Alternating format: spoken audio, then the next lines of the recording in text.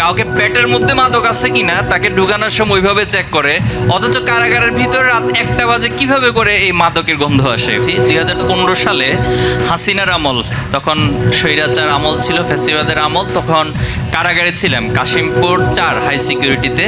তো আমাদেরকে যখন কারাগারে প্রিজন ভ্যানে কোর্টে নিয়ে আসা হতো পুরান ঢাকায়, তো আনার সময় আমরা দেখতাম যে গাড়িতে ইয়াবা সেবন সহ বিভিন্ন মাদক গ্রহণ করতো।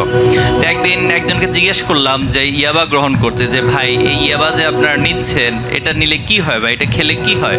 তো তিনি আমাকে বললেন যে আপনি একটু খেয়ে দেখেন, তাহলে বুঝতে পারবেন যে এটা খেলে কি হয়। তো বললাম যে ভাই আমি তো শিবির করি, কোনো কারণে এটা খেলে বা বাইরে জানলে তো ভাই আমার অবস্থা খারাপ হয়ে যাবে, আপনি একটু বলেন।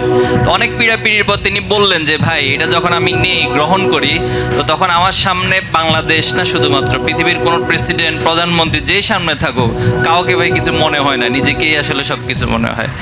তো পরে জিজ্ঞেস করলাম যে ভাই আপনি তো এখন মানে অ্যারেস্টেড অবস্থায় আছেন, আপনাকে এই ইয়াবা দিল কিভাবে, কে দিল?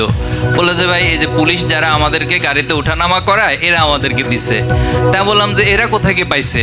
বলছে ভাই আমি যে ইয়াবা মামলায় গ্রেপ্তার হয়েছি আমার কাছ থেকে যে ইয়াবার পিসগুলো পাইছে এগুলো মূলত ওরা তখন রেখে দিছে, আর এখন 1টা 2টা করে করে আমাদের কাছে বিক্রি করে।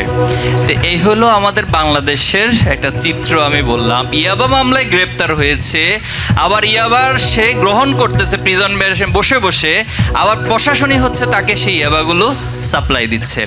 কারাগারের যে করিডোর ছিল, মাঝে মাঝে রাত 12টা 1টা যখন বাজতো আমরা ঘুমাতে যেতাম, তো পাশ থেকে খুব উৎকট গন্ধ আসতো, যে বিভিন্ন মাদকের যে উৎকট কিছু গন্ধ।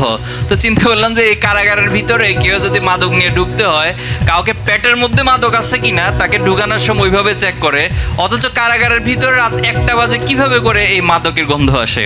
তো তখন আমাদেরকে একজন তথ্য দিল যে ভাই এখানে যারা কারারক্ষী আছে তারা এই সিস্টেমেটিকভাবে একটা সিন্ডিকেট মেনটেন করে এই কাজগুলো করে।